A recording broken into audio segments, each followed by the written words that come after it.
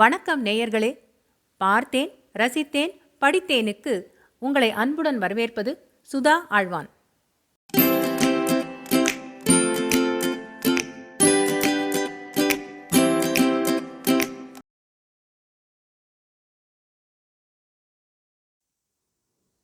ஒரு புளிய மரத்தின் கதை.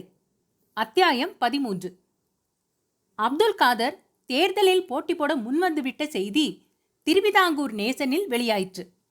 தாமுவின் படத்தைப் போலவே காதரின் படமும் வெளிவந்ததை செய்திகளை பாரபட்சம் காட்டாமல் வெளியிட வேண்டிய பத்திரிகை தர்மத்திற்கு உதாரணமாக எடுத்துக்கொண்டவர்கள் மறுநாள் தலையங்கத்தில் 13ஆம் நம்பர் வார்டைச் சேர்ந்த தன்மானமுள்ள ஒவ்வொரு பிரஜையும் தங்களுடைய ஓட்டுக்களை காதருக்கு போட வேண்டும் என்று கேட்டுக்கொண்டும் தாமுவை அசுரத்தனமாக தாக்கியும் வெளியான தலையங்கத்தை படித்துவிட்டு சிறிதும் ஆச்சரியப்படவில்லை. எப்போதும் போல் நேசன் தனது தொண்டை அதன் பாணியில் செவ்வனே ஆற்றி வருகிறது என்றுதான் பேசிக்கொண்டனர். வரவிருக்கும் தலையங்கங்களில் தொடர்ந்து தாமு கிழிப்படப் போகும் விதங்களை படிக்க தங்களுக்குள்ள ஆவலையும் உற்சாகத்தையும் வெளிப்படுத்திக் கொண்டனர். இசக்கி சாக்கடையை தூண்ட ஆரம்பித்தால் மிச்சம் மீதம் இல்லாமல் கொஞ்சம் ஆழமாகவும் அதே சமயம் அகலமாகவும் தோண்டிக்கொண்டு போவான் என்பது அவர்களுக்கு தெரியும். எனவே மிகுந்த நம்பிக்கை கொண்டனர். தேர்தல் ஜுரம் அழகாக ஏறிக்கொண்டிருந்தது. எதிர்பார்த்தது போலவே வீராவேச பேச்சுக்களுடனும் தாக்குதல் எதிர் தாக்குதல்களோடும் ஜுரம் ஏறிக்கொண்டிருந்தது. லோக்கல் பிரசங்கிகளுக்கு தொண்டை கட்டிய தொண்டைகளோடு விடாமல் கத்தியதில் தொண்டைகள் கணீரென்று திறந்து கொண்டு விட்டன. இனிமேல் கவலை இல்லை. அச்சகத்தின் பெயரில்லாத துண்டு பிரசுரங்கள் புறப்பட ஆரம்பித்து விட்டன. பச்சை, சிவப்பு, ஊதா, இளம்பச்சை, ரோஜா, வயலட், எத்தனை நிறங்கள்! குழந்தைகளுக்கு கொண்டாட்டம்தான். அவர்கள் நிறைய சேர்த்து வைத்துக் கொண்டனர். பைகளில் திணித்து கொண்டனர். பரஸ்பரம் காட்டி பெருமைப்பட்டு கொண்டனர். சொற்பொழிவாளர்கள் மேஜைகளை குத்தவும் ஆரம்பித்து விட்டார்கள். வீட்டுக்குள் அடைந்து கிடக்கும் பெண்களுக்கு இரவு தங்கள் வீட்டு வாசல்படியில் அமர்ந்தபடியே பொதுக்கூட்டம் என்ற ஆச்சரியத்தையும் தங்கு தடையில்லாமல் பேசக்கூடிய விந்தை மனிதர்களையும் காண முடிந்தது. மேஜை குத்துக்களையும் அவர்கள் ரசித்தனர். 13ஆம் நம்பர் வார்டு தெருக்கள் ஜே ஜே என்று இருந்தன. பேசுவதற்கும் கேட்பதற்கும் செய்திகள் முளைத்த வண்ணம் இருந்தன. சோம்பேறி உடம்புகளில் சுறுசுறுப்பு புகுந்து அபாரமாய் விளையாடிற்று. தாமுவுக்கு உள்ளுர அதிர்ச்சிதான். முஸ்லிம் ஓட்டுக்கள் கணிசமாக உள்ள தொகுதி அது. அதற்கு அடுத்தபடி வேளாளர் ஓட்டுக்கள். வேளாளர் ஓட்டுக்களில் மக்கள் வழி, மருமக்கள் வழி என பிரிவு 2. மருமக்கள் வழி குடும்பங்களில் உட்பிரிவு 3. மக்கள் வழியில் 5. இதில் முன்னவர்களில் ஒரு பிரிவினரும் பின்னவர்களில் 2 பிரிவினரும் தான் பிற சூழ்நிலைகள் சரிவர அமைந்தால் தனக்கு ஓட்டு போடக்கூடும் என எதிர்பார்ப்பதில் தவறில்லை என்று சந்தேகாஸ்பதத்துடன் கணக்கு போட்டான் தாமு.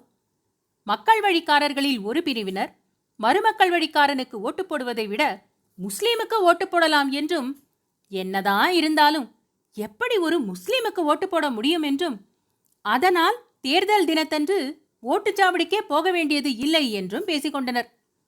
ஜனநாயகத்தில் ஓட்டு போடாமல் இருப்பது மகா பாபம் என்று ஒரு இளைஞன் சொன்னதற்கு மூத்த பிள்ளை ஒருவர், உங்க அம்மை தாலி ஜோலிய பார்த்துக்கிட்டு போல என்று சொல்லிவிட்டதாக நேசனில் ஊர்க்குருவி எழுதியிருந்தது. தாமுவை பொறுத்தவரையில் அவன் முஸ்லிம் ஓட்டுக்களை கணிசமாக நம்பித்தான் தேர்தலில் நிற்கவே முன்வந்தான் என்று சொல்ல வேண்டும். அவனுடைய முஸ்லிம் நண்பர்கள் பொறுப்பேற்றுக் கொண்டிருந்தனர். காதரின் பிரவேசம் யாருமே எதிர்பாராத ஒன்று. காதரின் நுழைவு தனக்கு கிடைக்கக்கூடிய முஸ்லிம் ஓட்டுக்களை கணிசமாக குறைத்துவிடும் என்று பயந்தான் தாமு. ஆனால் அவனுடைய முஸ்லிம் நண்பர்கள் அவனை கைவிட்டு விடவில்லை. காதர் குறுக்கே வந்து விழுந்துவிட்டபடியால் தாங்கள் திட்டமிட்டிருந்தபடி பகிரங்கமாக வேலை செய்ய முடியாத சூழ்நிலைதான் உருவாகியிருக்கிறது என்றும், திரைமறைவில் ஊக்கத்துடன் வேலை செய்ய உத்தேசித்திருப்பதாயும் சொன்னார்கள். பெண்களுடைய ஓட்டு மத அபிமானத்தால் பிளவுபட்டு போய்விடலாம் என்பதை முன்கூட்டியே கணக்கில் எடுத்துக் கொண்டு விடுவது புத்திசாலித்தனம் என்றும் அவர்கள் தாமுவுக்கு எச்சரிக்கை செய்தனர். தாமுவின் அண்ணன் செல்லப்பனும் அவனுடைய நண்பர்களுமாக சேர்ந்து கடைசி நிமிஷத்தில் ஒரு புத்திசாலித்தனமான காரியத்தை செய்தனர். 13ஆம் நம்பர் வார்டில் ஒரு குர்ஆன் பாடசாலை இருந்தது. அதன் முன்னால் ஒரு முஸ்லிம் வயோதிகர் பொரிக்கடலை, நிலக்கடலை, ஜவ்வு மிட்டாய் போன்றவற்றை விற்று கொண்டிருந்தார். அந்த இடத்தில் அவர் உட்கார்ந்து வியாபாரம் செய்ய தொடங்கி 1/4 நூற்றாண்டுக்கு அதிகமாகவே இருக்குமாம். கண் பார்வை மங்காத காலத்தில் ஒரு டெய்லராக இருந்தவர் அவர்.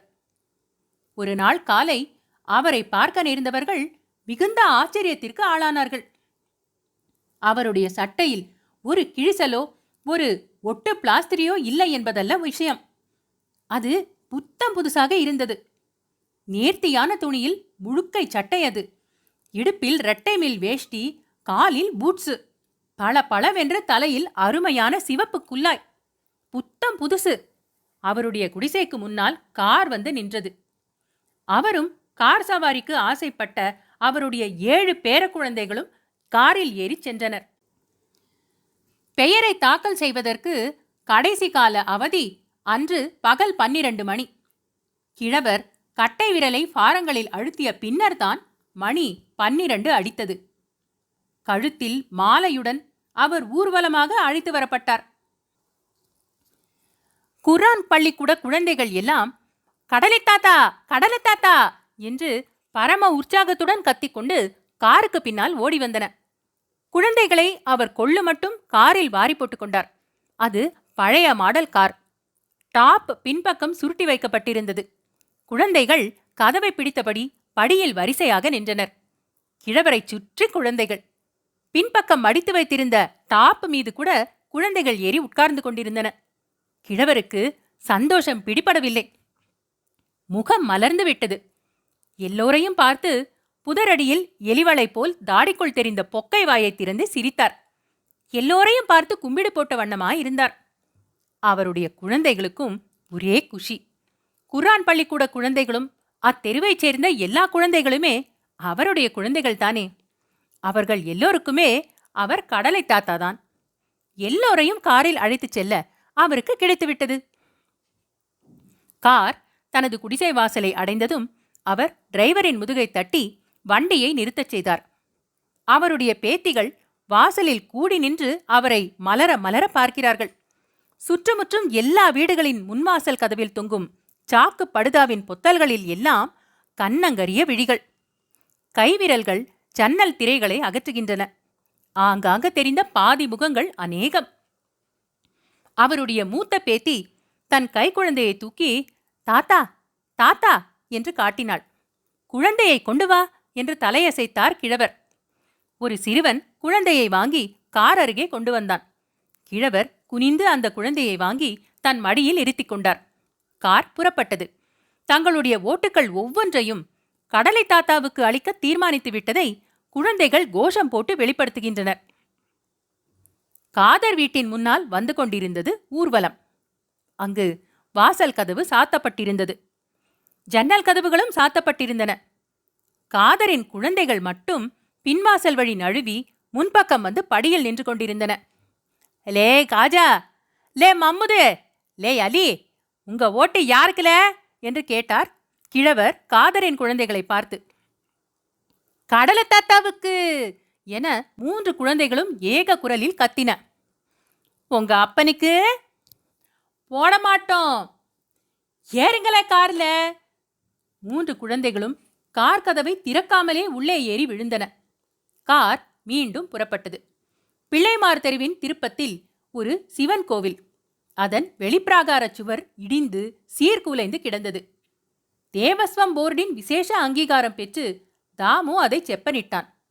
இரவும் பகலும் வேலை நடந்தது. ஏழை முஸ்லிம் சிறுவர்களுக்கு அவன் இலவச உடைகளும் வழங்கினான்.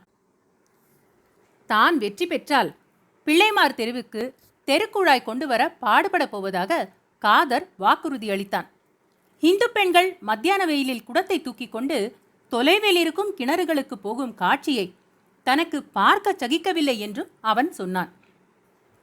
அப்துல் காதரின் மாமனார் ஜனாப் அப்துல் அசீஸ் களக்காட்டிலிருந்து வந்து சேர்ந்தார். காதருடன் அவருடைய உறவு சமீப காலத்தில் ரொம்பவும் கிரீச்சிட்டுவிட்ட நிலையில் இருந்தது. சிகரெட் ஏஜென்சியை இழந்தது காதரின் மதியீனம் என்பது அவருடைய தீர்மானம்.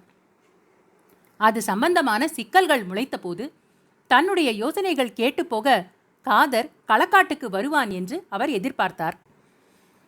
அப்படி வந்தால் தனது மதியூகத்தால் அந்த சிடுக்கை அவிழ்த்து பிரச்சனையை தீர்த்து வைப்பதன் மூலம் தனது திறமையை எண்ணி காதர் மனசுக்குள் வியக்கும்படி செய்துவிடலாம் என்பது அவருடைய ஆசை. பல உபாயங்களும் நிவர்த்தி மார்க்கங்களும் முன்கூட்டி அவர் யோசித்தும் வைத்திருந்தார். ஆனால் அது ஒன்றையும் பயன்படுத்த வேண்டிய சந்தர்ப்பம் அவருக்கு காதரால் அளிக்கப்படவில்லை. இதிலிருந்து தன்னை காதர் புறக்கணிக்கிறான், அலட்சியப்படுத்துகிறான் என்றெல்லாம் ஆசீஸ் எண்ண ஆரம்பித்தார். கிடைத்த சந்தர்ப்பத்தில் எல்லாம் தன் இளம் மனைவியிடம் காதரை திட்டி பேச ஆரம்பித்தார். பழைய கதைகளையெல்லாம் அவளிடம் சொல்லி காதரை ஒரு மனிதன் என தலை நிமிர வைத்ததே தான் என்றும் அதையெல்லாம் மறந்து இப்போது அவன் நன்றி கெட்டு திரிகிறான் என்றும் தூற்றினார். கண் முன்னால் இல்லாத ஒரு எதிரியை அவர் விடாமல் ஞாபகப்படுத்திக் கொண்டு நாள் தவறாமல் திட்டுவது அவளை ஆச்சரியத்தில் ஆழ்த்திற்று. காதர் தேர்தலில் நிற்கப் போகிற செய்தி கூட பத்திரிகை மூலம்தான் ஜனாப் அசீஸுக்கு தெரிய வந்தது. யாரோ வாழை உருவி விட்டிருக்காங்க, வீடு ஒன்று மிச்சம் இருக்குல்ல, அதுவும் கையை விட்டு போயிட்டா ஐயா தரையில உட்காந்துடுவாரு என்றார் அப்துல் அசீஸ். அக்கம் பக்கத்தில் உள்ள நண்பர்களிடம் எல்லாம் இறைய ஆரம்பித்தார். வேற ஒண்ணும் இல்லை, பயலுக்கு பீடி சுத்துதுக்கு ஆசை வந்துட்டு, அதுதான் விஷயம் என்றார். இருந்தாலும் அதிகாலையில் எழுந்திருந்து தினசரிகள் கொண்டு வரும் பஸ்ஸை எதிர்பார்த்து கடை தெருவுக்கு சென்று வர ஆரம்பித்தார். தினசரிகளை படித்ததற்கு மேலாக பஸ்ஸில் வந்து இறங்குகிறவர்களின் வாயை பிடுங்கி சுட சுட செய்திகளையும் சேகரித்து வந்தார். கடலை தாத்தா தேர்தலில் குதித்துவிட்ட செய்தி காதில் விழுந்ததும் அப்துல் அசீஸுக்கு வயிற்றை கலக்கிற்று. சண்டாளன் குறுக்க வந்து விழுந்து போட்டானே என்று முணுமுணுத்தார். காதர் வெற்றி பெறக்கூடும் என்று உள்ளூர அவருக்கு இருந்த எண்ணத்தில் இடி விழுந்தது போல இருந்தது. அன்று வரையிலும் தன் மனைவியிடம் காதரை பற்றி அவர் பேசியிருந்த பேச்சு அவருக்கு இப்போது தனது அந்தரங்கத்தை திறந்து காட்ட பெரும் தடையாக இருந்தது. நொண்டிச்சாக்கு ஒன்றை அவளிடம் கூறிவிட்டு பஸ் ஏறினார் அப்துல் அசீஸ். பஸ் ஊருக்குள் நுழைந்தது. சுவரொட்டிகளில் தன் மாப்பிள்ளைக்கு ஓட்டு போட கோரும் சுவரொட்டிகள் அதிகமா, எதிராக நிற்போருக்கு ஓட்டு போட கோரும் சுவரொட்டிகள் அதிகமா என்பதை தெரிந்து கொள்ள அவற்றை எண்ணிக்கொண்டே போனார் அவர். பஸ்ஸை விட்டு இறங்கியவர் ஓட்டல் அறை ஒன்றை அமர்த்தி தன் பெட்டியை அங்கே போட்டுவிட்டு நேராக கடலை தாத்தாவின் குடிசையை பார்க்க சென்றார். கடலை தாத்தாவிடம் இவ்வளவு கண்டிப்பான தோரணையை அவர் எதிர்பார்க்கவில்லை. இன்னா பாரு அசீஸே, 1,00,000 பவுன் தந்தாலும் நான் விலக மாட்டேன் என்றார் கிழவர்.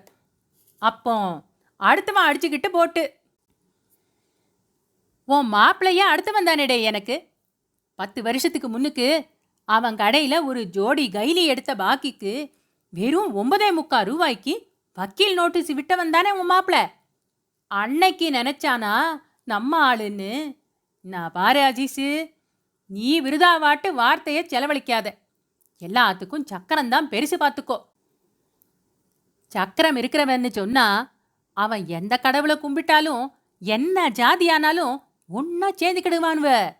உனக்கு நம்ம ஆளு போகணும்னு அவ்வளவு ஆத்திரம்னு சொன்னா உன் மாப்பிளைய விலக சொல்ல என்ன நான் சொல்லுது? உம்மை தோக்க அடிச்சு போட்டுத்தான் மறுகாரியம் என்றார் அசீஸ். உனக்கு வாப்பா நினைச்சாலும் அது நடக்காது, சாலிய பார்த்துக்கிட்டு போ என்றார் கிழவர். தாமு ஜெயிச்சு போட்டாலும் குத்தமில்ல, நீரு தோக்கணும். அடுத்த மாசம் 1ஆம் தேதி முனிசிபாலிட்டி உள்ளுக்கு வந்து பாரு. ஐயா அங்க பங்காவுக்கு அடியில உக்காந்துக்கிட்டு இருப்பாரு. நாக்க புடுங்கிக்கிட்டு செத்துப்போ என்று இறைந்தார் கிழவர். வார்த்தை தடித்து விட்டது. கிழவர் சன்னதம் வந்தது போல கூப்பாடு போட ஆரம்பித்தார். அவருடைய கண்கள் சிவந்து கழுத்தில் நரம்புகள் புடைத்தன. குடிசைக்குள்ளிருந்து பெண்களும் கத்த ஆரம்பித்தனர். குழந்தைகள் கூட்டம் கூடிவிட்டது. அப்துல் அசீஸை பதில் பேச விடாமல் குழந்தைகள் ஊளையிட்டன. ஒன்று பின்னாலிருந்து அவருடைய குல்லாவை தட்டிவிட்டது. அதை எடுக்க அவர் கீழே குனிந்த போது அங்கவஸ்திரத்தை இழுத்து பறக்கவிட்டது மற்றொன்று. ஜனாப் விறுவிறுவென்று அந்த இடத்தை விட்டு அகன்றார். தெருவோரம் வரையிலும் குழந்தைகள் ஊளையிட்டபடியும் இரட்டை பெயர்களை புதுசு புதுசாக கண்டுபிடித்து கத்தியபடியும் பின்னால் துரத்தி கொண்டு வந்தன. அத்தியாயம் 13 நிறைவுற்றது. அன்பான நேயர்களே, இது போன்ற மேலும் சுவையான கதைகள் மற்றும் கட்டுரைகள் கேட்க பார்த்தேன், ரசித்தேன், படித்தேன் எங்கள் சேனலுக்கு சப்ஸ்கிரைப் செய்யுங்கள். பொன்னியின் செல்வன், சிவகாமியின் சபதம், பார்த்திபன் கனவு போன்றவை பிளேலிஸ்டுகளாக வரிசைப்படுத்தப்பட்டிருக்கின்றன. ஏனைய பிற கதைகளையும் நீங்கள் கேட்டு மகிழலாம். தமிழ் கதைகள் கேட்க ஆர்வம் உள்ள உங்கள் குடும்பத்தார் மற்றும் நண்பர்களிடம் பகிருங்கள். மிக்க நன்றி.